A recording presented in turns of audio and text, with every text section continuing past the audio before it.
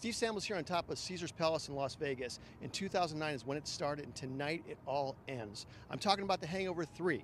We got a chance to talk to the cast and the director of this amazing movie on this week's episode of the Hollywood Fastlane. Check it out.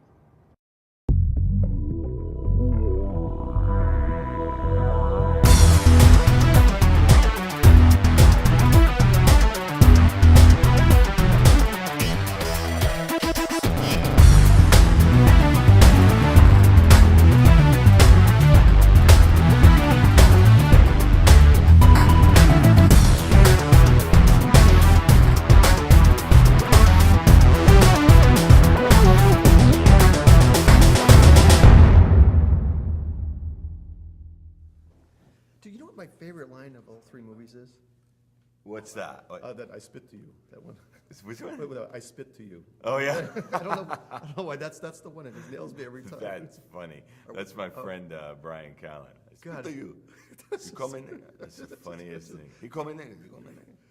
It's so good, right? I love it. You know, I love random things like that. See, that's fun, right? Yeah, that's my favorite. Now, is that thing. something that must have been a line in the script, or does this guy just roll with that? I don't remember that. Sometimes something like that just comes in the heat of the moment. He's so funny that I can imagine he came up with that at the moment. It's so funny because it's such a small thing, and I remember it so well. But I think it's the small things in the movies that Most impactful. I think so. Yeah, I think it's like subconsciously you take it away, and it just feels like your experience with the movie is different than that guy's experience with the movie because that's your thing, you know. You know, when you were doing the first one, did you know there was going to be a 2 and 3? No. You had no idea? Right, no. But we jokingly say I always envisioned it as a trilogy, but I was joking. It's amazing. You know, it seemed like one of the things I loved about it is that we got to see for the first time why the guys felt so endeared to Alan. Yeah.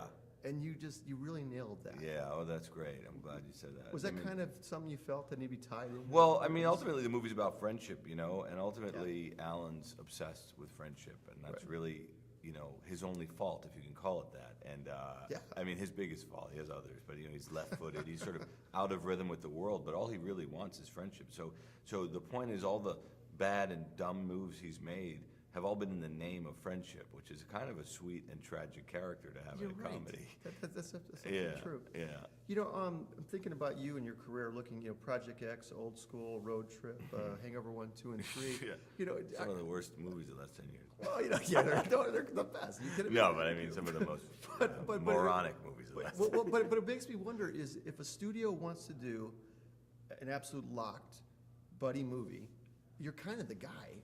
I do get offered them a lot. I do. Yeah. I do. The ones that you see come out, it's generally have come past me. But I mean, all the movies you just mentioned, not outside of Project X, I wrote also, or write. I like to write these movies, so it's not so much that I do generate my own material, and that's sort of how we work it. But yeah, I've been lucky, and so much of what I do is casting. I think so much of my success has come from just casting the right guys at the right time.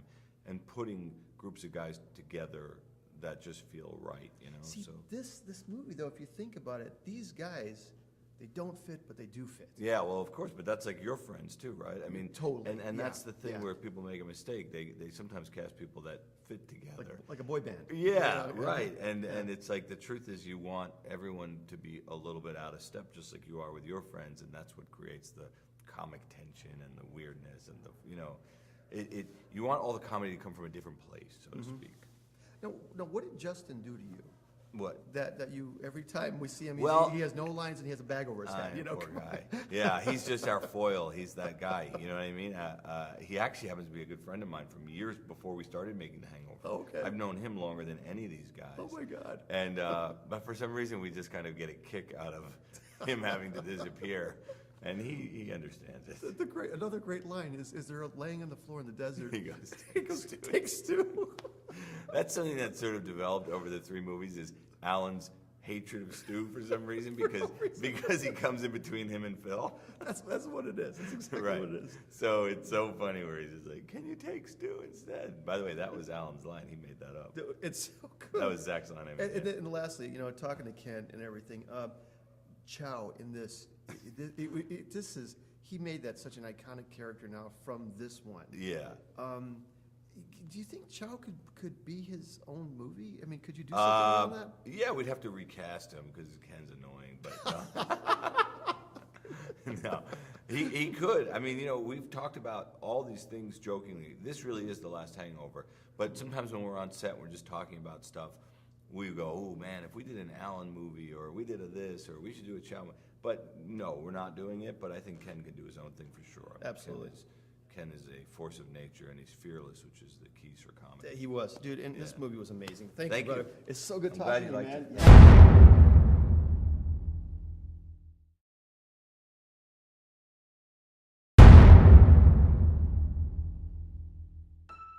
I can't believe my daddy is dead.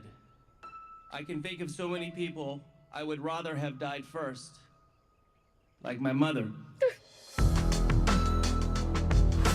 Apparently Alan's been off his meds for almost 6 months. Oh, God. Look at him now. We're all here to tell you about an awesome place called New Horizons. That does sound awesome. Alan, this is an intervention. We drive you there today, and I promise you will come back a changed man. You going, Phil? I love you, Alan.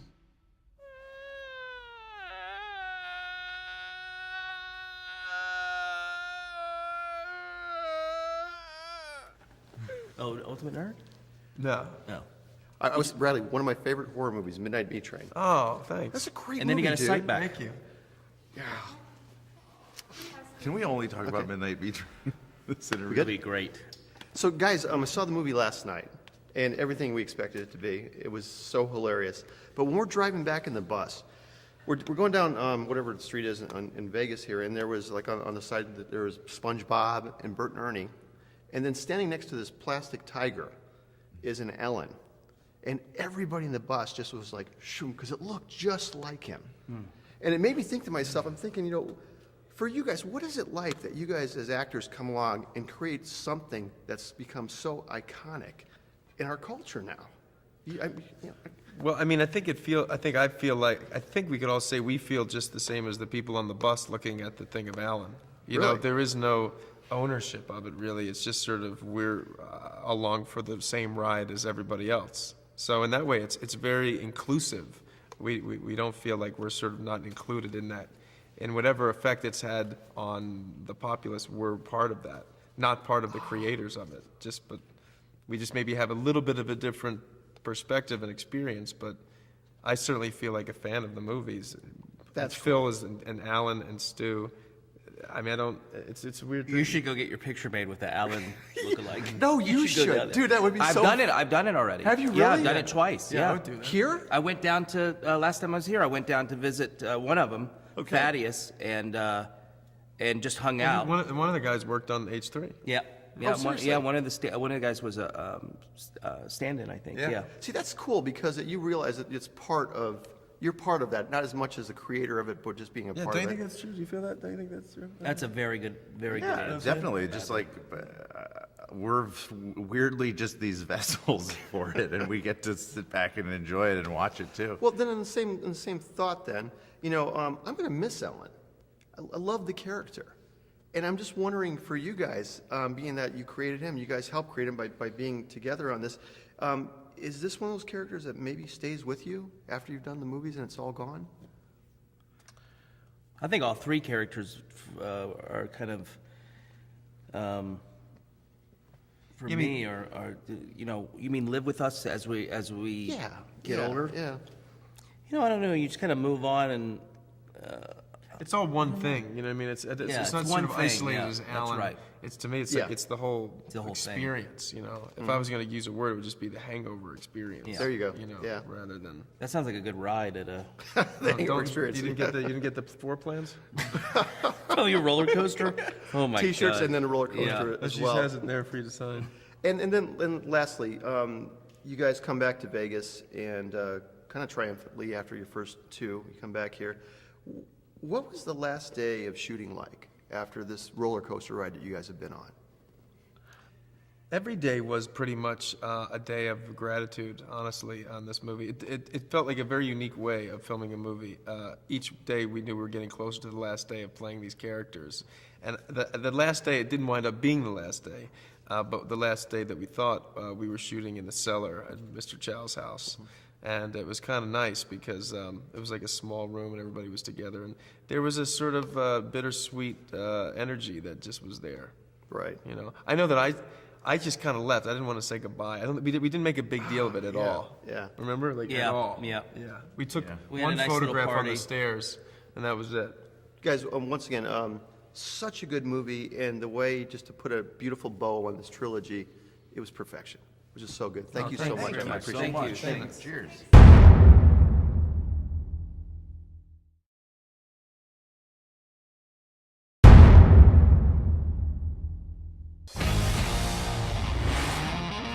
What's with that?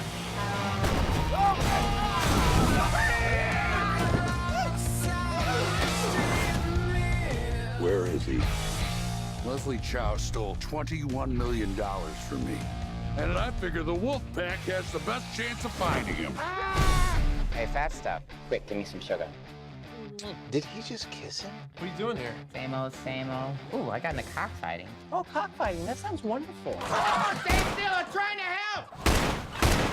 Are you out of your mind? We're like the roach after atomic testing. We just like keep That's what I'm surviving. talking about. You're We're like the still- Energizer Bunny. We keep like going and going, and I'm just so grateful that those guys are. I Okay. love those guys. So, saw the movie last night, and like we were talking about, I watched 1 and 2 like 5 times to really get myself Yeah. ready for it. You know what? You as an actor, man, I just got to tell you, this has got to be the role that you were the most fearless in as an actor. You Am I nailed right? it. You're absolutely 1,000% right. This is, I mean, Hangover 3 is the best thing I've ever done. I mean, just bottom line. I mean, you just, you know, I can dance around and say like all these other things that aren't going to be sincere, but it's just the best thing I've ever done, man. And Mr. Chow is my favorite character I've ever played, and you know, I was just so happy, you know. Every bit of success I've owed from the past 4 years is solely due to The Hangover. Every bit. It just everything. My life changed from that movie. Right. From black and white to Technicolor. You know what I mean? It just everything just changed, and you know, it's you know, I'm sad to see it. And, you know, it's like, you know, sinking in. You know, it's really this is the last time we're all going to do this all together. You know. So the last day of shooting, you guys were in the basement, right? The whole. I had more scenes after that. I had you more did? days after that, but that was the last day, all of us together. Yes. Yeah. What was that day like? It wasn't that sad in the sense because none of us are really that outwardly, you know. Because I think we had a very long day that day, so we had a lot of work to do. But Yeah. I don't think it really is sinking in until probably till like about right now when we're all together months later, realizing okay, this is going to be it. And but having said that. To do these are my favorite people I've ever worked with, honestly. That's so and then to do it on one movie, it's amazing. It's a blessing. To do it 3 times, Yeah. you know, that's heaven sent. So it's kind of like you can't ask for more than this. You know. Did you know when you did the first one there was going to be 2 more? No, I had no idea. I mean, when I did the first one, I told my wife, "This is the funniest movie I've ever been in. I hope people see it." That's all I thought. And you know, and now to be a third one, to have Chow to have an expanded role. I mean, I love Mr. Chow so much. I mean, I'd love to do a Chow spinoff and just anything Chow related. I would. If that would be possible, that would work.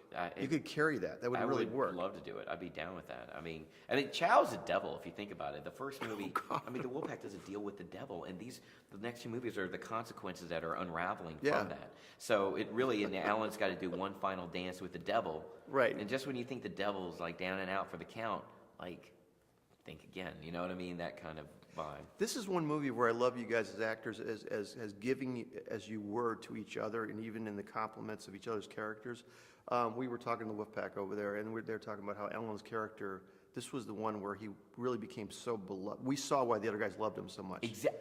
Did you Great feel that? point. Oh my goodness, there's so much heart in this, and there's so much love in this movie, and a lot of unexpected heart and unexpected moments in this movie. It really kind of choked me up watching it. So.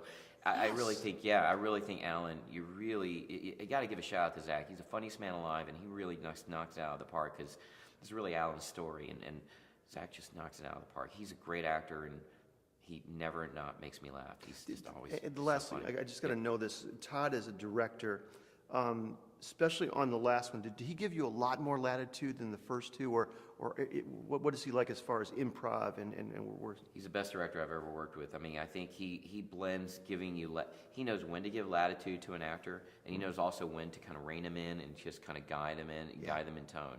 And we all like trust him so much, and it's like an egoless band of performers, you know, and we really, it's just like a really good basketball team that's just like unselfish, you know, like we just everything. That's what I felt, everyone knows their role. There's no jealousies. There's no one's competitive with each other, and we're just all working for the greater good. And Todd, it's really Todd that guided me into, I think, the best performance of my career. This last one. I mean, this was all Todd that really guided me. This was the best I've ever seen in anything. Thanks, man. I really appreciate it, Steve. That means a lot to me. Thank you, bro. Really do. That means everything to me. Thank you. Doug is my insurance. Can you take Stu instead? I got this strange email. I think it might be from Chow. Fatty, I'm close by. Tell no one. Chow. This says Chow. How did you not know this was from Chow? At the time, I thought it was Chow like goodbye. You know, like Chow, arrivederci. Papa John. What is that? A tiny little. Was that the? This thing is amazing, guys. A Kindle or an iPad? No, it's iPad Mini. iPad Mini. You know, it's so nice. There's your questions. Cool. Wow. My general questions, which you can see It's from so across the clear room. and easy to read. I have terrible eyes. We're rolling already? Yep. So you're back. Yay, I'm back. Which was really nice to see you in the movie. It just made it so much better. When did you know that you're going to be back? You know, Todd emailed me and he said that he wrote me into it, and I was like so excited. I mean, I didn't even know that they were doing a third one, and when he told me that I was in it, I was really, really happy. It was just so nice seeing you. And I was talking to Todd. I'm like, what did Justin do to you? What did he say? Yeah, what did he say? He said he's known you the longest of everybody. Yeah, but for some reason, you just need to have a bag on your head and never talk. Is that what he said? Pretty much, you know. There you go. It's like a brotherly thing, right? Yeah. That's what it made me, like he's punching you in the shoulder when he's I guess in the so. movie. It's a showing love, right? It's like showing love through abuse. Or maybe mistrust for my talent. Who knows? You know, and I told him one of my favorite lines in the movie is when the guys are in the desert, and Ellen says, "Take Stu." I know, right? I was thinking It's a myself, great line. I was thinking to myself, that'd be great, you know. And you're probably listening, going, "Yes, take Stu." No, I mean, to be honest, I am. It sounds like BS, but I'm so grateful to be a part of these movies in any aspect. And when we shot the first one, no one thought that it would get to this point of 3 movies and so on and so forth. So, you know, that Doug, that's his purpose within the story, and it's all about and Todd is an amazing storyteller, and this is what the story is for these movies. So it's amazing in that way, if you really think about it. Yeah, he's the guy that's always gone. When you guys did the first one, looking back, was there ever a point when you felt that we really got something here? Did you guys ever? Does that happen when you shoot movies? I mean, it was really being around them. They were so funny, and I thought the script was great. And I mean, Todd had already done Old School, so it wasn't like out of the blue that he would do a successful movie. But I mean, yeah, the level that it's successful is really exciting. Yeah, I mean, if you think about it, you guys were in the highest grossing R-rated comedy in the history of cinema. Does it ever hit you? I mean, yeah, I mean, it's always good to be in a hit movie, but you never expect. Even when some movies are huge hits, they don't cross this line of being absorbed into the actual culture, you know, because, you know, you come to Vegas now and it's such an iconic film that you have, you know, Hangover slot machines and merchandise and people dressed up like the characters. And even when movies are huge successes, you don't have that amount of love. So it is very hard to wrap your head around that level of familiarity. Yeah, because we were driving back on the bus yesterday after seeing the movie last night, which was just ridiculously funny. And on the sidewalk, the thing that we all turned our head to was there was a yellow tiger and an Ellen. That's crazy. That looked so much like him. Well, that was Someone that. showed us a picture of that. Yeah. I wish I would have taken a picture because it was so good. Gosh. You know, I just got to ask you too.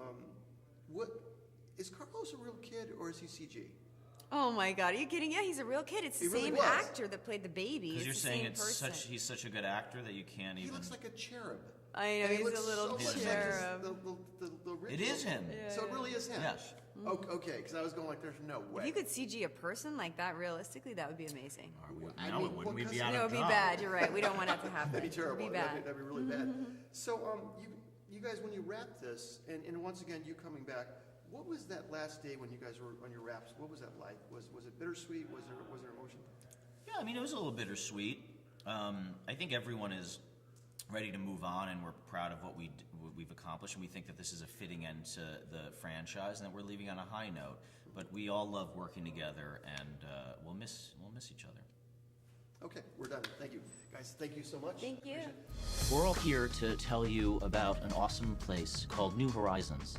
That does sound awesome. Alan, this is an intervention. We drive you there today, and I promise you will come back a changed man. You going, Phil? I love you, Alan.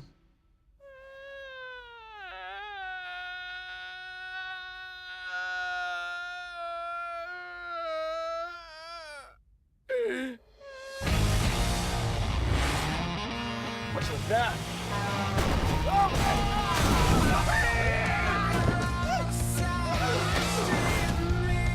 Where is he? Leslie Chow stole $21 million from me. And I figure the wolf pack has the best chance of finding him. No! Doug is my insurance. Can you take Stu instead? I got this strange email. I think it might be from Chow. Fatty, I'm close by. Tell no one. Chow.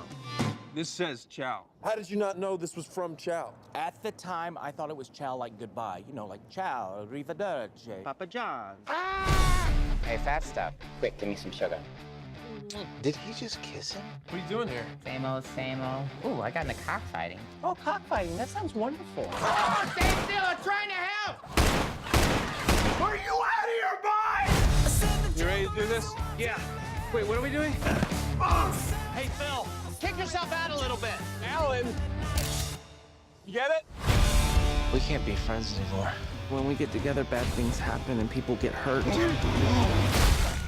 Yeah, that's the point. It's funny. It all ends tonight. Salam! Oh. I believe I can fly.